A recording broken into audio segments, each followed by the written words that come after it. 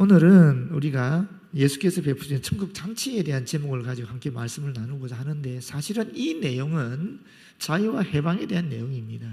평화에 대한 이야기입니다. 내일이 우리 해방된 지 77주년이 되는 해입니다.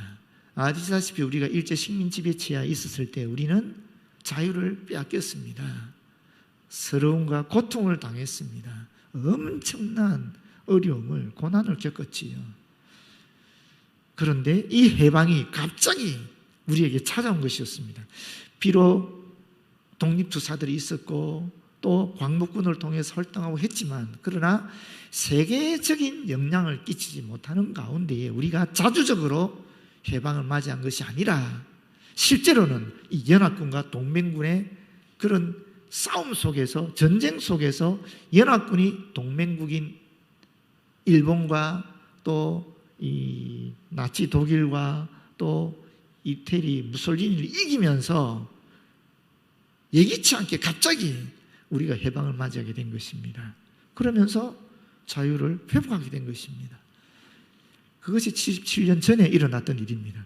그런데 성경에 이와 똑같은 사건이 기록되어 있습니다. 그게 바로 출애굽 사건입니다. 이스라엘 민족이 이집트에서 400년 가까운 세월을 노예로 살았습니다. 그런데 그들은 비록 독립투쟁을 하지 않았지만 독립이 어쩌면 없었는지도 모르지요. 그저 눈물을 흘리면서 하나님 앞에 탄원했을 거예요. 그때 하나님께서 모세라는 주의 종을 무려 80년 동안 훈련시키시고 그를 이스라엘로, 애굽으로 보낸 것입니다. 그리고 하나님의 초월적인 능력 속에서 이스라엘 민족은 출애굽하게 되었던 것입니다. 자유를, 해방을 누리게 되었던 것입니다. 그런데 그 출애굽하기 직전에 있었던 놀라운 사건이 바로 10번째 재앙이었던 유월절 사건입니다.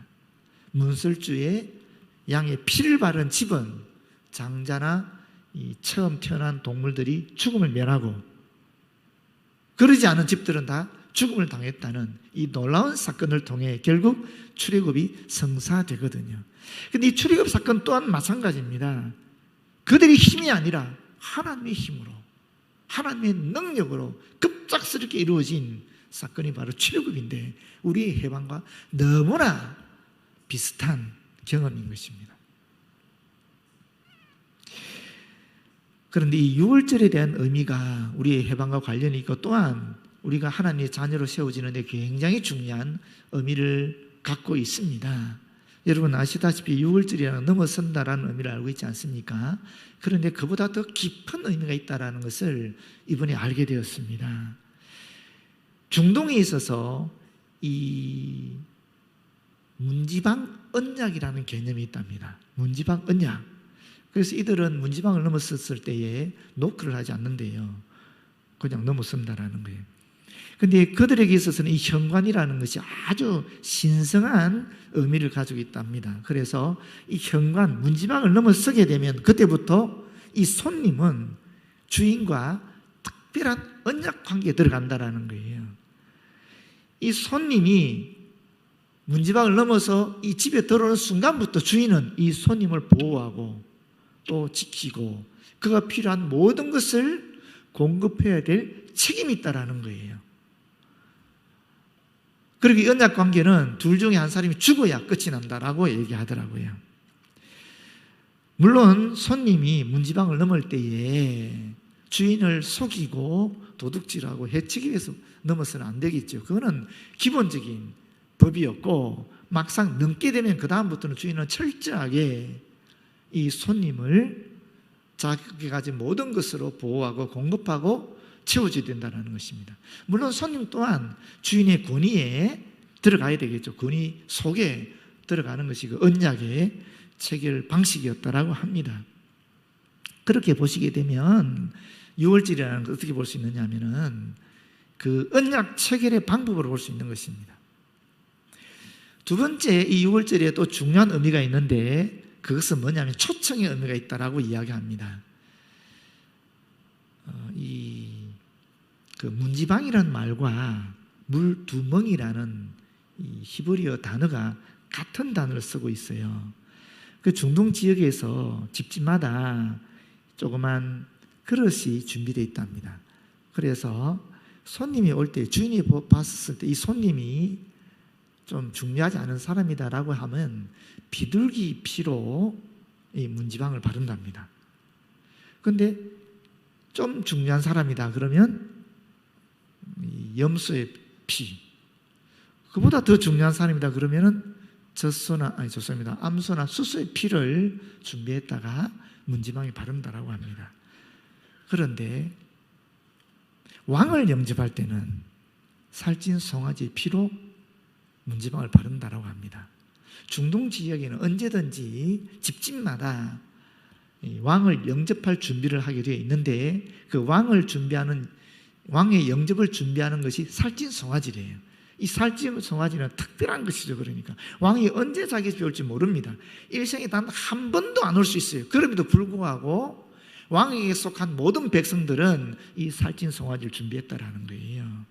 그래서 왕이 오게 되면 이 살찐 송아지를 잡아서 그 피를 발라서 왕을 자기 집에 영접한다라는 거예요. 왕이 어느 지에 가게 됩니다. 그러면 사신을 먼저 보내지 않겠습니까? 사신을 보내서 내가 지금 너희 집에 가겠다라고 전달했을 때에 그 집주인이 왕을 진정으로 영접합니다라고 하면 살찐 송아지를 잡아서 문설주에 바른다라는 거예요. 그런데 그 집주인이 나는 왕을 영접하지 않겠습니다, 나는 왕에게 속한 사람이 아닙니다 라고 하면 피를 바르지 않는다라는 거예요.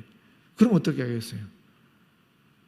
왕이 자기 지경에 있는 사람인데 자기를 영접하지 않을 경우에는 군대를 보내서 진멸해버린다라는 거예요.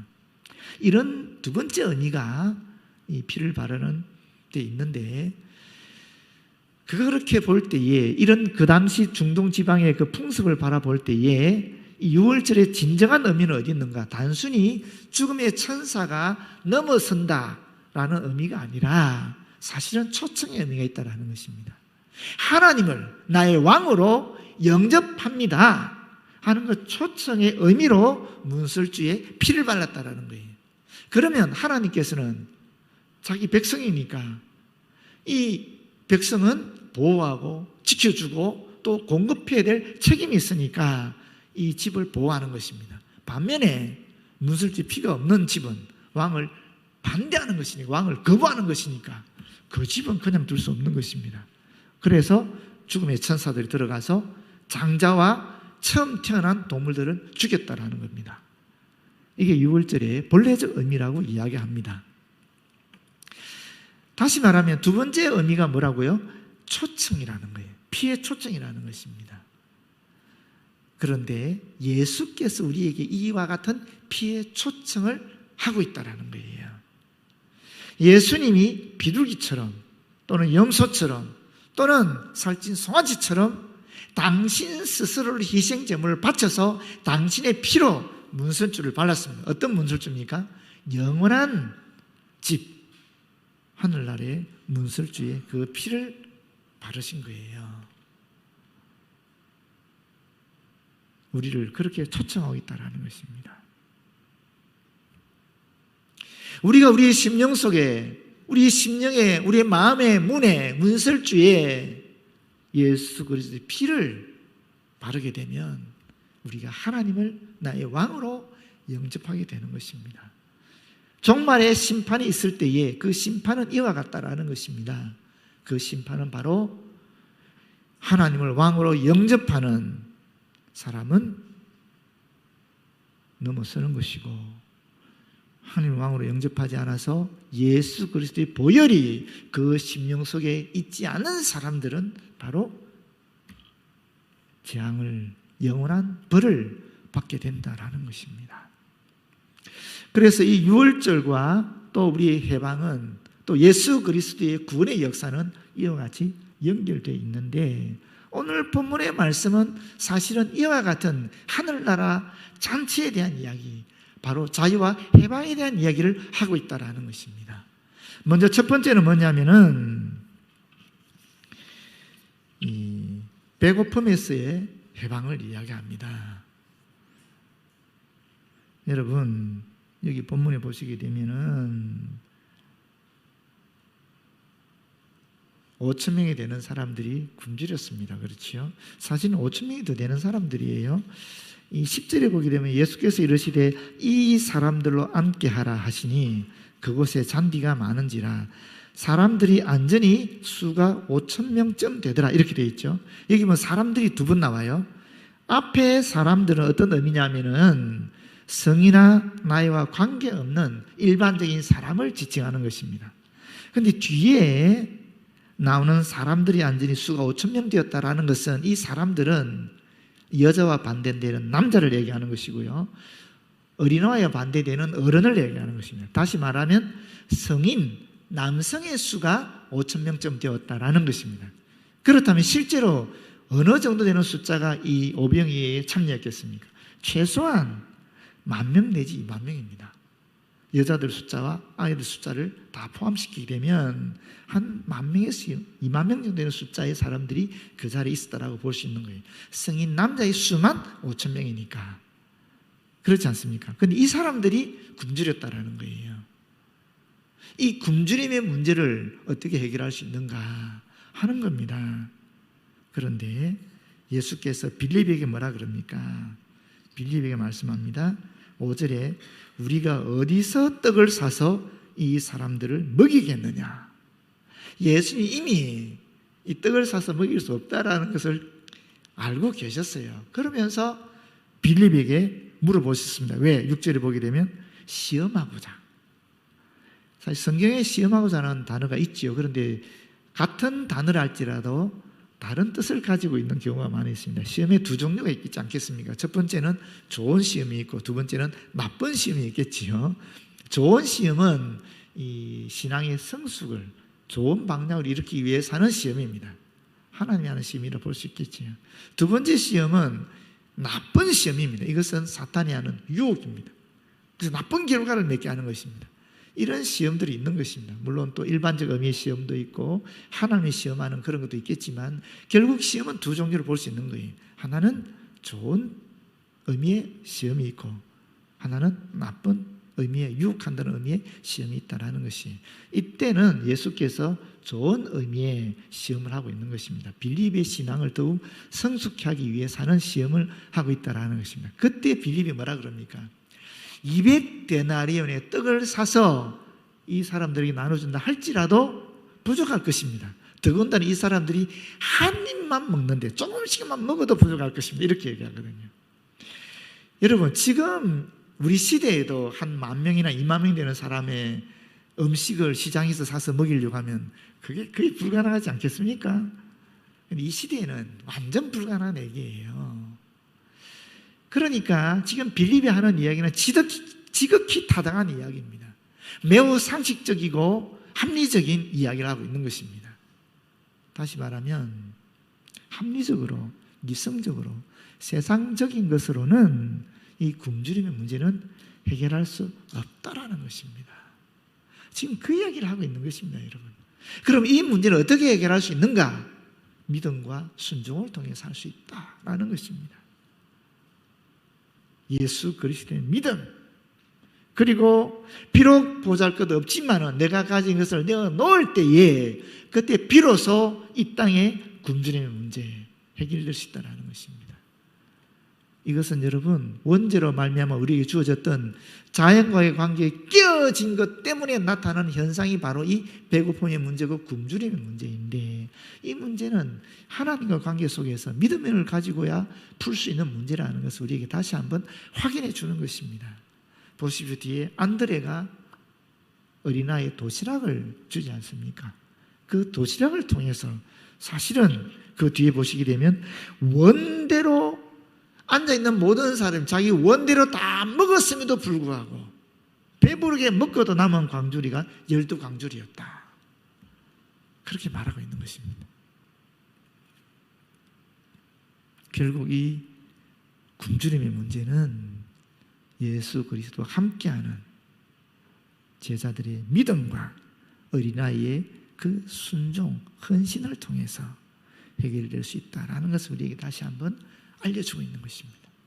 두 번째는 여기 하늘나라의 잔치 속에 우리는 수치심의 문제가 해결되는 것을 발견할 수 있습니다. 하늘나라 잔치가 뭐냐? 사실은 풍족하게 먹는 것이고 동시에 우리가 가지고 있던 이 수치심의 문제가 해결되는 것이다라고 이야기하고 있는데, 여러분, 안드레가 왔습니다. 그러면서 주님 앞에 이 어린아이 도시락을 내어놓습니다. 보리떡이라는 그 당시에 가장 천한 음식을 대표하는 것입니다. 물고기도 큰 물고기 아니죠. 작은 물고기입니다. 오늘 보기로는 작은 물고기입니다. 빌립이 판단했을 때 아닙니다. 빌립과 모든 제자들이 판단했을 때 이 수많은 군중들을 먹이기 위해서는 200데나리온의 떡으로도 부족한 것입니다. 그럴 때 이 조그만 도시락을 가지고 안드레가 예수님께 나왔을 때 사람들이 어떻게 했을까요? 옆에 있는 제자들이 어떻게 했을까요? 야, 그거 가져가지 마.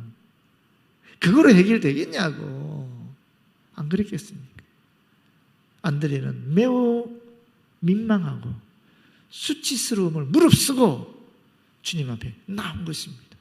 주님 앞에 드린 것입니다. 그건 누가 봐도 말도 안 되는 상황입니다. 그건 누가 봐도 이것은 주님 앞에 드릴 때의 수치스러운 것이었습니다. 부끄러움을 무릅쓰고, 그럼에도 불구하고 부끄러움을 무릅쓰고 이 수치를 무릅쓰고 오로지 안드레는 주님 바라보면서 온 것입니다. 혹 주님이라면 비록 이 수치스러운 조그만 도시락을 할지라도 해결할 수 있지 않을까 하는 그런 조그만 믿음을 가지고 안드레가 나온 것입니다. 마찬가지로 어린아이도 마찬가지입니다. 여기 어린아이라는 말이, 여러분, 우리도 아이라 그럴 때 젖먹이도 있고 소년도 있고 그렇지 않습니까? 그런 것처럼 이 동네 말에도, 이 동네 히브리 사람들이 말에도 어린아이라는 의미가 두 종류가 있어요. 사리 분별하지 못하는 아이를 지칭하는 영유아기 아이를 얘기하는 단어도 있고, 또 사리 분별하는 10대 이상을 지칭하는 아이란 말도 있어요. 근데 이 단어는 사리 분별을 할 수 있는 10대를 이야기하는 소년을 의미하는 단어입니다. 이 어린아이도 마찬가지예요. 아마도 제자들이 그렇게 물었을지 모르겠어요. 어쩌면 예수님께서 빌립이 하는 말을 이 아이가 들었을지도 모르겠어요.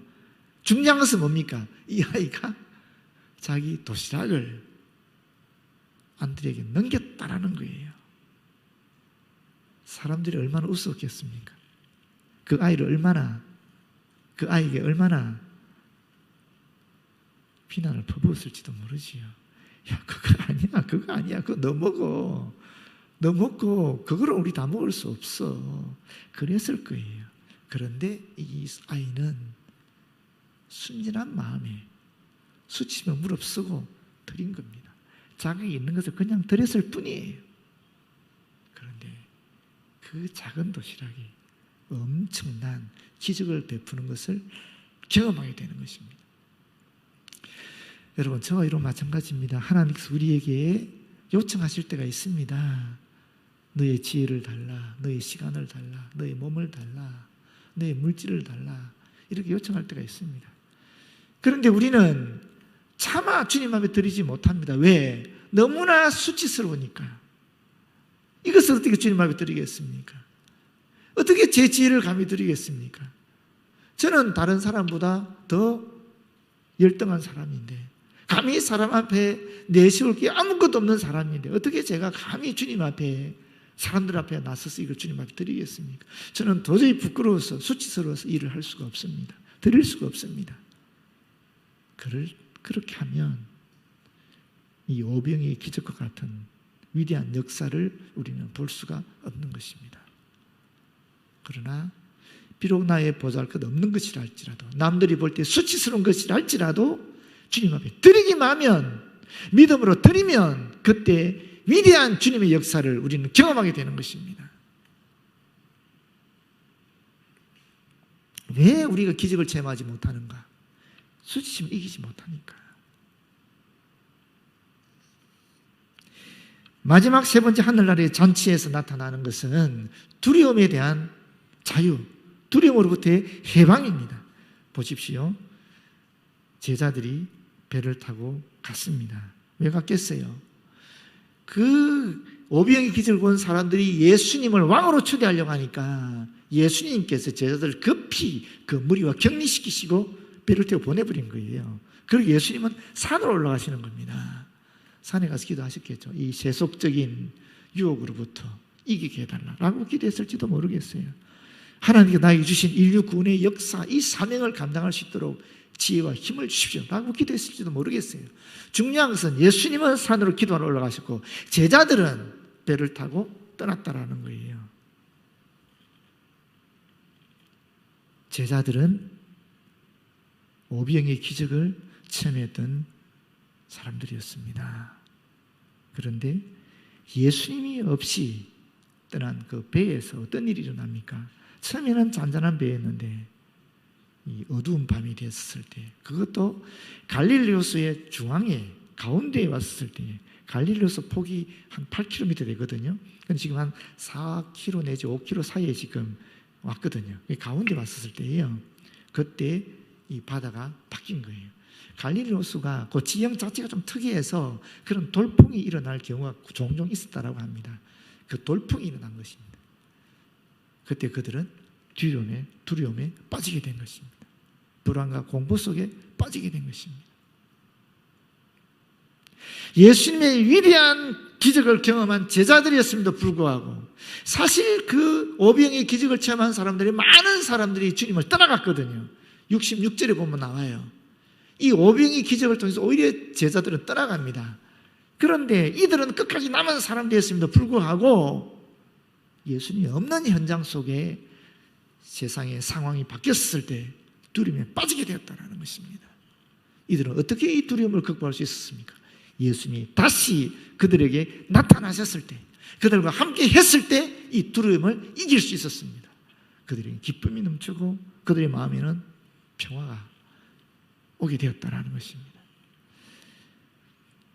여러분, 원죄의 결과 우리에게 주어진 것이 바로 이 자인과의 관계의 파괴를 통해서 굶주림의 문제가 나타났고, 또 인간과 인간의 관계가 수치심으로 말미암아 깨어지게 되었고, 하나님을 향한 관계에서 두려움이 오게 되었다 하는 것이 원죄의 결과라고 말씀드렸습니다. 그런데 이런 모든 굶주림의 문제와 이 수치의 문제와 이 두려움의 문제가 예수 그리스도가 함께할 때에 다 해결되는 모습을 우리에게 보여주는 것이 바로 오늘 본문의 하늘 잔치의 내용입니다. 여러분, 어떻게 되겠습니까? 제가 이야기 하나 하고 마칠게요. 미국이 신대륙이 발견됐을 때 스코틀랜드에서 배를 타고 이 신대로 넘어간 사람이 있었습니다. 배표를 구입했는데 돈이 적어서 이 한 달 동안 배로 여행하는 기간 동안에 먹을 음식거리를 다 갖고 탄 거예요. 그리고 한 달 만에 드디어 이 신대륙에 도착했습니다. 이제 배에서 내리게 되는데 승무원이 물어봅니다. 신대륙에 도착하니까 어떻습니까? 그러니까 이 사람이 얘기합니다. 너무 좋다고. 내 꿈이 이루어졌으니까. 그런데 후회스러운 안타까운 것도 있다고. 무엇입니까? 라고 물어보니까 이 배에 엄청나게 맛있는 음식들, 정말 엄청난 공연들, 멋진 공연들이 있었는데 내가 돈이 없어서 그걸 보지 못한 것이 너무나 안타깝고 후회스럽다 라고 얘기한 겁니다. 그때 승무원이 배표를 좀 보여주십시오 라고 배표를 확인해 보니까 세상에 그 배표에는 마음껏 음식을 먹을 수도 있고 어떠한 공연도 참여할 수 있는 그런 배표인 거예요. 그런데 그 사람은 그 배표를 갖고 있으면서도 그 맛있는 음식도 먹어보지도 못하고 그 멋진 공연도 보지 못하고 한 달간 자기가 준비한 것으로만 먹고 신대로 건너온 것입니다. 무엇을 얘기하냐면 여러분, 우리는 이미 하나님의 자녀가 되었어요. 우리는 이미 하나님의 자녀로서 굶주림의 문제와 이 수치심의 문제와 이 두려움의 문제를 이미 해결한 사람들이에요. 그런데 예수님이 떠난 제자들처럼 여전히 두려움 속에 있고 여전히 세상적인 가치관으로 세상적인 입장으로 우리의 물질의 문제를 바라보고 있고 인간의 관계에 수치심의 문제를 갖고 들어와 있다는 것입니다. 하나님의 자녀로서 두려움을 넘어서서 수치심을 넘어서서 이 물질의 문제를 넘어서서 얼마든지 이 땅에서 자유롭고 또 기쁨이 넘치는 행복한 평화로운 삶을 살아갈 수 있음에도 불구하고 우리는 그 특권을 알지 못해서 누리지 못하고 살고 있다는 것입니다. 그 특권이 이 말씀 속에 다 있는데 이것을 제대로 이해하지 못해서 그 사람처럼 그렇게 살아가고 있다는 것입니다. 여러분, 모쪼록 하나님 나라의 자녀로서 하나님의 자녀로서 누릴 수 있는 이 특권을 마음껏 이 땅에 누리면서 수치심의 문제도 두려움의 문제도 물질의 문제도 넘어서는 그런 저와 여러분 되었으면 참 좋겠습니다. 기도하겠습니다. 주님 고맙고 감사합니다. 이미 예수 그리스도를 말미암아 하나님의 자녀라는 놀라운 엄청난 권리를 우리가 받았는데 그 권리를 제대로 알지 못해서 여전히 물질의 문제 속에 갇혀 있고 여전히 수치심으로 말미암아 인간관계가 회복되지 못하고 있고 여전히 두려움 때문에 이 세상을